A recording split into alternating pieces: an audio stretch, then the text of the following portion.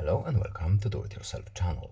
Today I will show you where to find the option on how to turn on a light mode or how to turn off the dark mode in Samsung Galaxy S24 Plus phone. So, first of all, we need to go to our phone's settings. Then in settings we need to scroll to display options menu. And here at the very top we have two options. As you can see, we have dark mode right now, and here we have light mode. So we can switch to light mode by simply tapping this option. It's a very simple switch.